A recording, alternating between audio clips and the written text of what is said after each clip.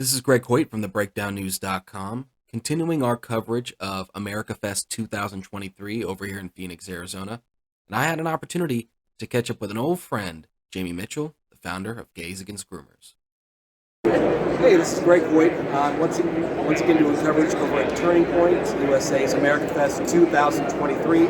I'm joined with Jaimee Michell, the founder of Gays Against Groomers. It is a bit of a reuniting moment because we did a brief interview last year at AmericaFest. And so far, how are you feeling about the event this year? Yeah, the event's been really fun. It's great to always see friends and network and do some media hits and continue to spread the word about our organization and our mission. So we're always grateful to be here. Awesome.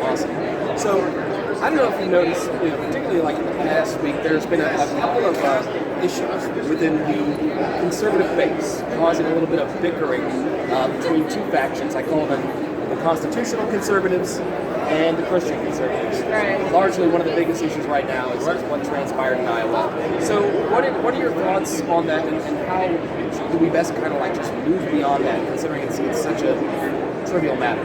Right. I mean, I think it's really sad in our country that they can be given religious protections. I mean, I get it. From the constitutional, I understand both sides, right? My side is more probably constitutional, even though I don't like it.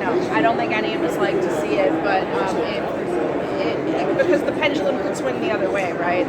I'm not saying that, defending them feels good or right, and I'm not trying to do that whatsoever, but no, I think it's just one of those things, and I don't like to see anything that divides the conservative base, but I understand both sides.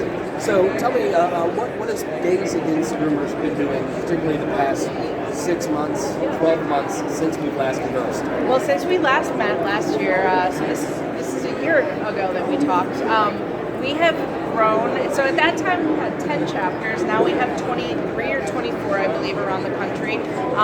We're still seeing massive growth. Gays Against Groomers has actually had a hand in banning I hate saying gender affirming care, child sterilization and mutilation. We've had a hand in getting that banned from 20 states so far, which is huge. The war is far from over, but we're making great progress. People continue to see how crucial our voices are in this fight, speaking out from inside the community. We're really grateful to be able to lend a hand to parents, really, and fight for parental rights as well, because their voices are always drowned out. We've been hitting the school board circuit. We're going to school boards multiple every week. We've gotten countless number of drag shows canceled for kids.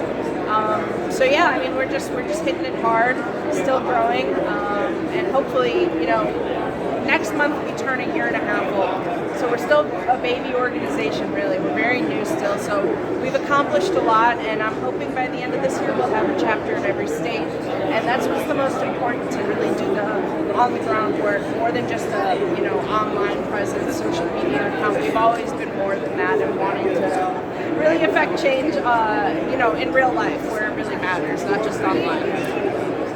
No, and it kind of brings to mind, something Dave Chappelle said. I can't remember if it was a routine or doing an interview. He said Twitter isn't a real place. Exactly. Yeah, it's not. I mean, it's really important to get the word out and spread awareness. And I think that we've had a really big, we've accomplished that very well in the past year. Where people are now, this is like a kitchen table issue, like a year and a half ago, people didn't really know that this was happening to kids, and didn't know, and a lot of people still don't. Awareness is still a big issue, but now that people are talking and it's part of the national discourse, the more people learn about this, the more they're horrified by it, and so now it's time to take that awareness and put it into action, to actually ban these barbaric practices, ban the gender ideology in schools, ban the sexual porn.